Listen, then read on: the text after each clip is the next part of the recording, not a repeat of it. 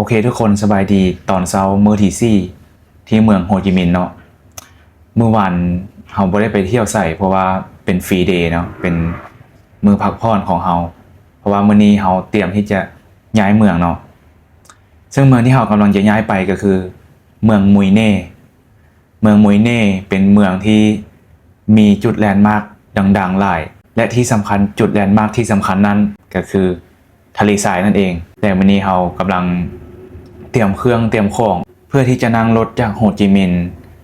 ไปมุยเน่เนาะเราจองรถเรียบร้อยแล้วและเรากำลังจะไปที่สถานีรถบัสเนาะ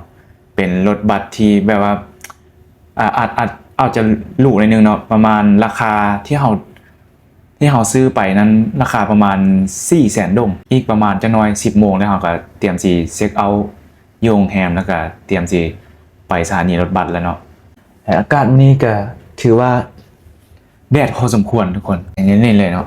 อากาศในเมืองโฮจิมินห์วันนี้ถือว่าแดดทุกมื้อแต่ว่าแมลงส่วนหลายมันอาจจะฝนตลอดคือกันว่าเป็นแนวใดและเมืองมุยเน่เนาะสำหรับเมืองมุยเน่ใช้เวลาเดินทางจากโฮจิมินห์ประมาณ3 ชั่วโมงครึ่งนี่แหละซึ่งทะเลทรายอยู่เมืองมุยเน่นั้นมี2 สถานที่ทุกคนนั่นก็คือทะเลทรายขาวและทะเลทรายแดงเนาะแล้วเราจะไปเบิ่งทั้ง2ทะเลทรายเลยว่าความแตกต่างและจะมีนักท่องเที่ยวเต็มอยู่นั่นบ่แต่ว่าเราไปฮอดมื้อนี้ประมาณ6 โมงปลายน่าจะบ่ได้ไปเที่ยวมื้อนี้แต่ว่ามื้ออื่นเราจะ1 มื้อเต็มๆในการเที่ยวเมืองมุยเน่และมื้อแลงถ้าเราเช็คอินหลังจากเช็คอินโรงแรมที่เมืองมุยเน่แล้วเราอาจจะพาทุกคนไปลองตะลุยกินอาหารอยู่แถวที่เราพักเนาะเพราะว่าเราพักอยู่แถวหมู่บ้านชาวประมงเนาะที่แบบว่ามีคนหาปลาหลายๆแล้วก็มีเรือเป็นเรือวงมนเนาะทุกคนอาจจะเห็นนี่เนาะเขาจะขึ้นรูปนี่เนาะขึ้นรูปแบบนี้เลยการท่องเที่ยวในเมืองมุยเน่จะเป็นแบบใดเราจะลืมติดตามไปพร้อมๆกันเลยทุกคนและเราไปเที่ยวนำกันเนาะ let's go ไปเลยทุกคนไปพร้อมกันไปเที่ยวเมืองมุยเน่นำกันโอเคทุกคนตอนนี้เราฮอตที่มุยเน่เรียบร้อยเนาะตอนนี้เรากำลังจะออกไปกินกำลังจะออกไปซ้อมกินเนาะใกล้ๆโรงแรมเราติดกับทะเลเนาะทุกคนย่างไปประมาณ20 เมตรก็เจอทะเลแล้วและแถวนี้จะมีร้านอาหารทะเลหลายเนาะเดี๋ยวเราจะพาทุกคนย่างไปเบิ่งกันว่ามีอะไรแน่นี่เราขอล็อกประตูห้องแป๊บนึงตอนนี้เราอยู่ที่ซันเทิงของโรงแรมเนาะซันดาดฟ้าและบริเวณแถวนี้มันเป็นซอยน้อยๆในทางเข้ามาเพราะเราพักประมาณนี้เนาะเป็นซอยหอมน้อยๆแบบนี้เลยเข้ามาแล้วทางหน้านี่มันทะเลและร้านอาหารหลายร้านอยู่แถวนี้เหมือนคนตอนนี้เวลาประมาณ6 โมงปลายเนาะเราขึ้นมาถึงเพื่อจะเบิ่งวิวทะเลในตอนค่ำแล้วก็เดี๋ยวจะน้อยเราจะพาทุกคนไปเลาะซอกกันกินเบิ่งว่าตอนแรกนี่จะได้กินอย่างไปทุกคนตอนนี้ไปกินข้าวกันพาไปกินข้าวอันนี้คือวิวที่เทิงโรงแรมเนาะนี่คือทะเลนั่นเลยทะเลหมดเลยนี่คือร้านอาหารแถวนี้เนาะนี่คือบรรยากาศสั้นถึงของโรงแรมเป็นจะเอิ้นว่าโรงแรมก็บ่ได้เพราะเขียนว่าโฮมสเตย์เป็นแบบพักเสาซื่อบ่ได้เป็นแบบใหญ่แบบเป็นโรงแรมใหญ่เป็นแบบพักเสาเป็นเรือนพักแล้วแถวนั้นมีภูเขาเนาะนี่เลยแล้วมีภูเขาแล้วมีทะเลอยู่นี้เป็นทะเลที่ค่อยว่างามกว่าทะเลอยู่เมืองบุงเต้าที่ไปมามื้อนั้นเนาะแต่ถ้าทุกคนมาสงบดีในเมืองมุยเน่นี่สงบดีถ้าทุกคนพักอยู่แถวโฮจิมินห์แล้วความวุ่นวายนั้นโคตรวุ่นวายเลยอยู่เมืองโฮจิมินห์แต่หลังจากที่เรามามุยเน่นี่มัน สงบแล้วก็ส่วนหลายมีแต่คนท้องถิ่นมีคนท้องถิ่นหลายเลยส่วนมีแต่คนท้องถิ่นส่วนหลายเพราะว่าประชากรของเมืองมุยเน่แมันมีประมาณ 25,000 คนเป็นเขตน้อยๆที่เป็นอีกหนึ่งเขตของนครฟานเทียดและอากาศตอนนี้ถือว่าฟ้าลมเย็นดีนะทุกคนอากาศโคตรดีแล้วก็ในความวุ่นวายที่เราเห็นอยู่ในโฮจิมินห์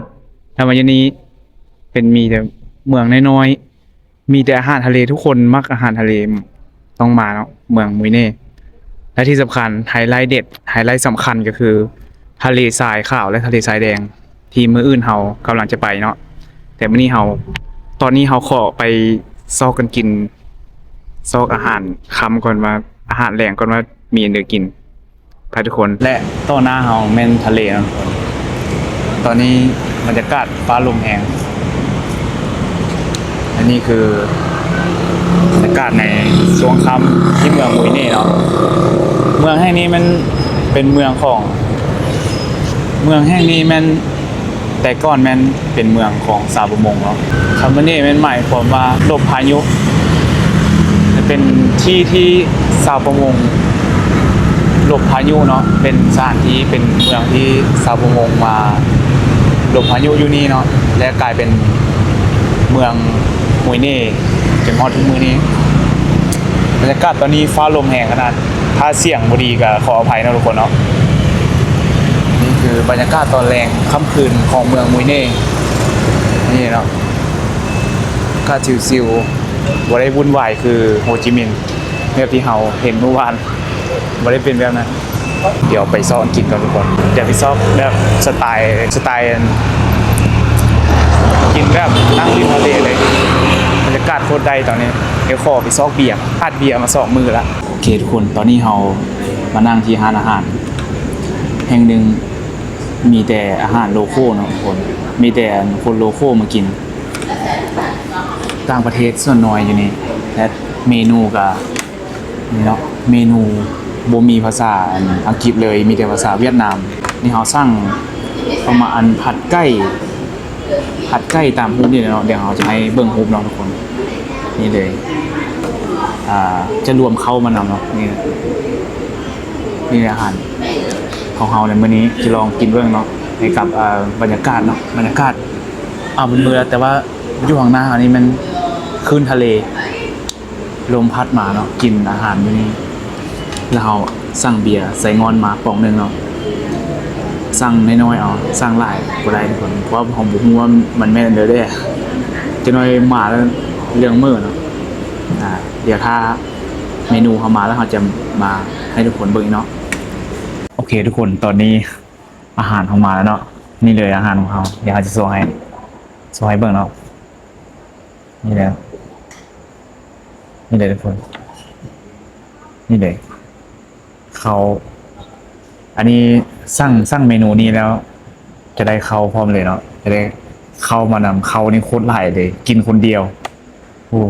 บ่ไหวพี่นี่ตั้งแต่มาแต่ลาวมื้อนี้เป็นมื้อบิดที่เขากินข้าวเนาะที่ได้กินข้าวเพราะว่าแต่ละมื้อก็บ่ได้กินข้าวเมื่อวานก็กินมี่มื้อเวียงก็บ่ได้กินเด้อกินแต่แป้งแบบข้าวจี้เขาเด้อแต่ว่าเขานี่มื้อนี้เป็นมื้อทำอิฐที่เรากินในรอบ 3-4 มื้อแล้วเราสั่งเบียร์ใส่งอนมาเบียร์ใส่งอนราคาอาหารของเราในมื้อนี้100,000 ดงทุกคนทั้งหมดนี้100,000 ดงนี่เนาะเราก็จะให้ทุกคนเบิ่งกินข้าวพร้อมกับฟังเสียงคลื่นทะเลเนาะอยู่ใกล้ๆทะเลนี่เลยอยู่ใกล้คลื่นทะเลตอนนี้แห้งขนาดเนาะตอนนี้เราจะมาลองซิมเบิ่งว่าเป็นแบบไรทุกคนเราจะลองซิมมันก่อนเดี๋ยวขออนุญาตตักหน่อยนึงก่อนเขาหลายเกินกินหมดบ่น้อนี่กินหมดบ่น้อลองตักเข้านะครับขออนุญาตเอาบ่วงเลยนะครับก่อนโอเคทุกคนลองมาซิมบ่เนาะมาซิมเบิ่งว่าเป็นแบบใดนะอาหารมื้อทำอิฐในเมืองมุยเน่ อันนี้มันจะเป็นผัดไก่เปรี้ยวหวานเนาะทรงเปรี้ยวหวานเลยเราจะซิมลองซิมไก่ซื้อกันเนาะ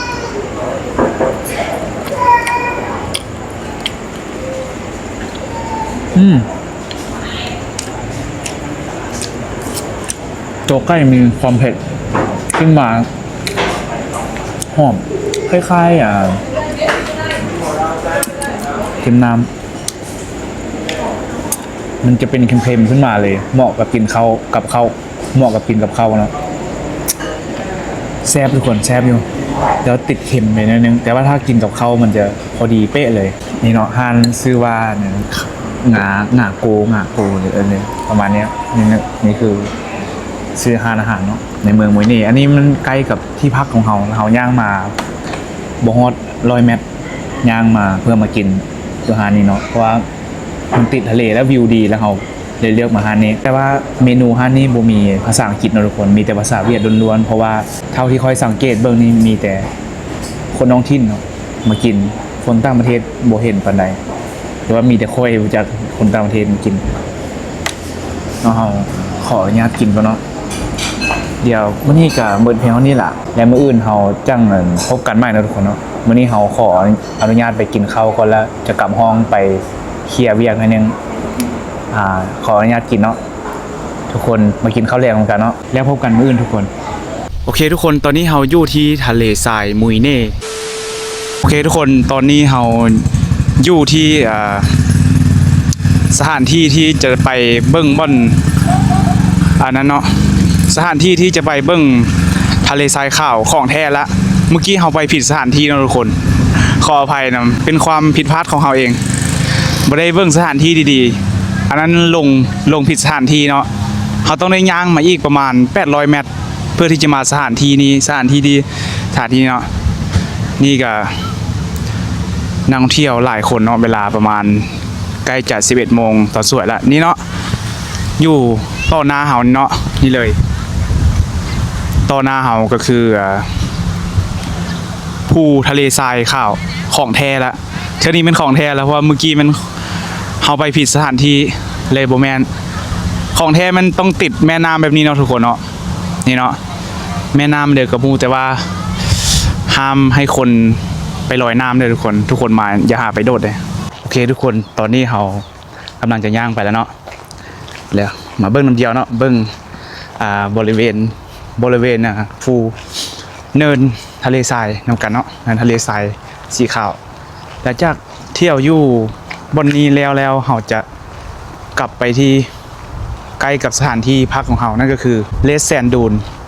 ทะเลทรายสีแดงนั่นเองเพราะว่า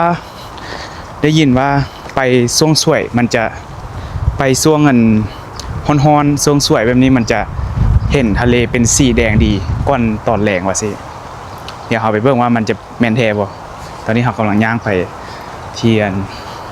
เนินทรายเนาะเนินทรายขาวทะเลทรายขาวที่เป็นที่บ่อนนักท่องเที่ยวมักถ่ายรูปเนี่ยไปเบิ่งว่ามันเป็นแบบไหนถ้าผู้ใดคาดย่างกับเซารถแบบนี้เนาะเนี่ยมีถ้ามา 3-4 คนเซารถสไตล์นี้ขี่ได้เลยรถ ATV ก็มีหลายให้เลือกทุกคนมีหลายเจ้าอีกถ้าทุกคนคานยางแบบถ้าทุกคนบ่อยากยางแบบค่อยแล้วก็เซารถแบบนั้นเอาเนาะและนี่คือวิวทะเลสาบทะเลนี่เนาะใกล้จะฮอดสถานที่ที่เป็นเนินทรายสูงๆเนาะเป็นจุดที่นักท่องเที่ยวมาถ่ายรูปนี่เนาะนี่เลยกำลังย่างไปละโอเคทุกคนใกล้จะฮอดจุดที่เราจะไปจุดที่นักท่องเที่ยวไปถ่ายรูปตอนนี้สายย่างยาก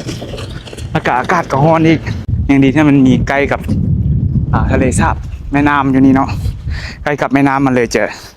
มีฟ้าลมเย็นเอาไข่นิดนึงส่วนใหญ่เขาเจ้ากับเซารถแบบนี้เนาะขี่รถถ้ารถแบบนี้ขี่เพราะว่ามันจะสะดวกก่อนยางแบบนี้เพราะว่า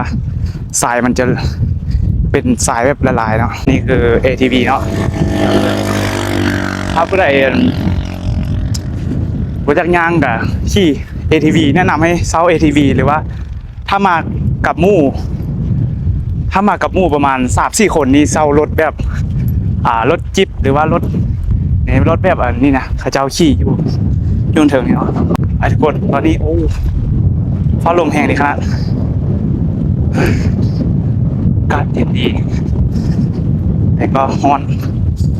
นแต่ว่าฟ้าลมเอาใครเนี่ยเนาะมีนักท่องเที่ยวขี่รถเช่ารถอันนี้เนาะแนะนำให้เช่ารถนี้เนาะขี่มานี่คือนี่เป็นบริเวณเป็นทรายแบบนี้เลยทุกคนทะเลทรายของแท้เลยล่ะอาจจะคิดว่านี่คือเวียดนามโมเมนนี่คือเวียดนามนะทุกคนโมเมนทะเลทรายซาฮาราหรือว่าทะเลทรายที่อยู่ในตะวันออกกลางนี่คือทะเลทรายมุยเน่ประเทศเวียดนามใกล้ๆกับประเทศลาวและกับประเทศไทยเนาะใช้งบกับบ่ได้ใช้หลายคือไปทางทวีปแอฟริกาบ่หรือว่าไปซาอุดิอาระเบียหรือว่าดูไบเนาะเอาว่าใช้งบหลายปานนั้นก็ได้เห็นทะเลทรายเนาะทุกคนถือว่ามันจะบกว้างทอกะแต่ก็แก้ขัดได้เนาะถือว่าคุ้มค่าอยู่เพราะว่านี่บริเวณรอบๆนี้เป็นทะเลทรายหมดเลยเวียดนาม Amazing เวียดนามทุกคนโคตรดีเลยถือว่าคุ้มค่าในการย่างขึ้นมานี่อากาศร้อนแต่ว่าฟ้าลมเย็นดีครับถือว่าคุ้มค่าแล้วเดี๋ยวเอาย่างใกล้จะฮอดจุดที่มันเป็นภูนิดนึงนะเดี๋ยวเอาไปเพิ่มกันว่าเป็นอะไรโอเคทุกคนก็จบเพียงเท่านี้เนาะสำหรับทะเลทรายขาวมุยเน่ต่อไปอีกจะน้อยเฮาขอพักผ่อนนิดนึงแล้วเตรียมจะไปที่ทะเลทรายแดงเนาะเพราะว่ามันใกล้ที่พักของเฮาลงอยู่นั้นแล้วเฮาก็หลังจากอินอยู่ทะเลทรายแดงเรียบร้อยแล้วเฮาก็เตรียมจะไปกลับไปห้องละไปพักผ่อนเพราะว่ามื้ออื่นเฮามีเดินทางไปอีก1เมืองเนาะและนี่จะเป็นเมืองสุดท้ายก่อนที่จะกลับไปโฮจิมินห์เพื่อที่จะขึ้นยนต์ไปอีกประเทศนึงแต่ค่อยยังบ่บอกว่าจะไปประเทศใดเนาะมื้อนี้ถือว่าใช้พลังงานหลายขนาดมื้อแลงนี้ขอเบียร์เย็นๆจักกระป๋องหน่อยนึงเนาะจะให้ไปย่างทัวร์ฮอดทางพูนนี้อาจจะบ่ได้ทุกคนเพราะมันอากาศตอนนี้ยังร้อนอยู่แต่ว่ามาเห็นเท่านี้ก็ถือว่าคุ้มค่าละกับราคาที่ค่าเข้าสถานที่นี่แม่นผู้น้อยแม่น 7,000 ดงผู้ใหญ่แม่น 15,000 ดงเนาะถือว่ามื้อนี้ก็หมดเพียงเท่านี้เนาะสำหรับทะเลทรายขาวที่เมืองมุยเน่และสถานที่ต่อไปของเราก็คือทะเลทรายแดงนั่นเองหรือภาษาอังกฤษว่า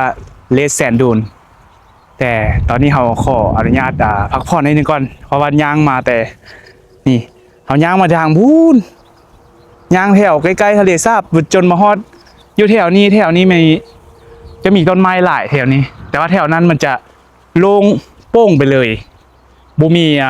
ต้นไม้เลยทางเทิงนั้นจะมีทางพูนมีต้นไม้อยู่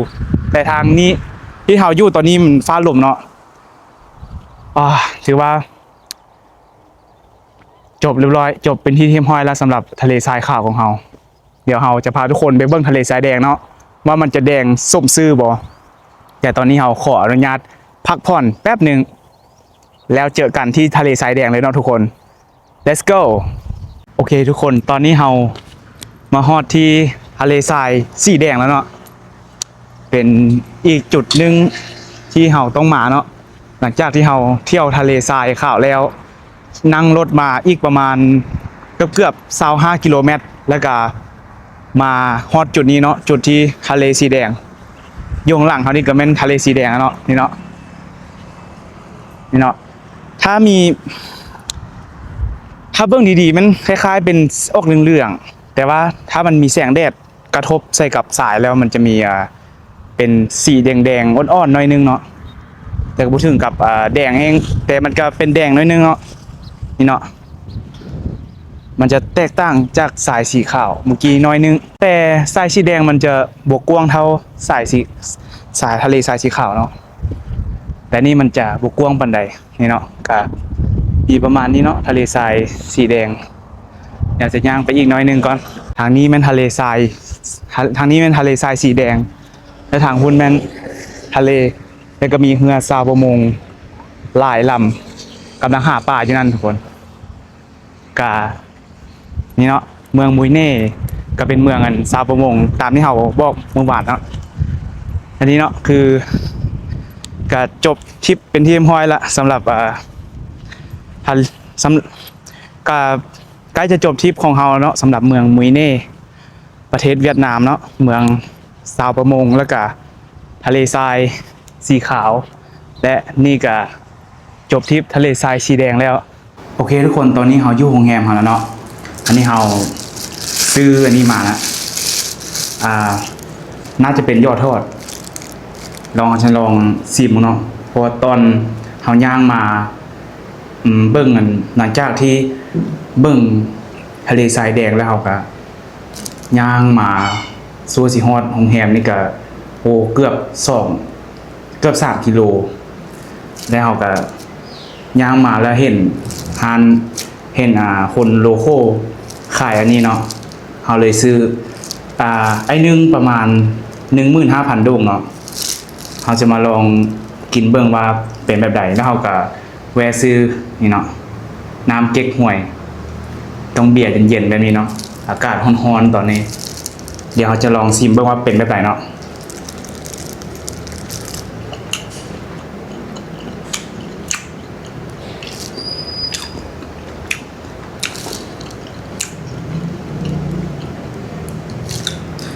แม่นรสชาติคล้ายๆกับย่อแล้วก็ห่อส้มป่นเดียวออกไปทางเค็มๆน่าจะเป็น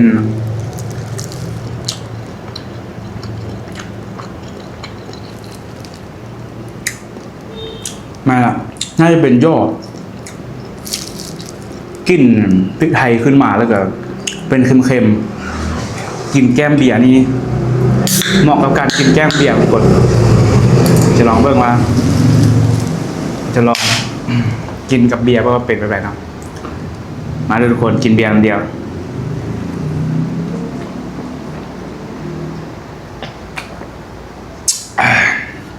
โอ้ดีอยู่เบียร์นี่แอลกอฮอล์ประมาณ 4.7% เนาะเดี๋ยวมาลองซิมเนี่ยโอเคทุกคนสำหรับทริปเมืองมุยเน่ของเฮากับหมดเพียงเท่านี้เนาะขอบใจที่ทุกคนเบิ้งจนมาฮอดตอนนี้สำหรับคลิปต่อไปจะเป็นเมืองใดเพราะว่ารอท่าเบิ้งได้เลยว่ามื้ออื่นเฮาจะได้ย้ายเมืองละจากมุยเน่ไปเมืองนี้ประมาณ 3-4 ชั่วโมงในเมืองนี้เฮาจะใบว่าเป็นเมืองที่อากาศหนาวเป็นเมืองที่อากาศหนาวตลอดปีของประเทศเวียดนามเนาะเดี๋ยวเราจะพาทุกคนไปเบิ่งว่าจะเป็นแบบใดแต่สำหรับนี้ก็จบเพียงเท่านี้เนาะสำหรับทริปมุยเน่ประเทศเวียดนามขอบใจที่ทุกคนเบิ่งจนจบแล้วพบกันคลิปต่อไปเนาะบ๊ายบาย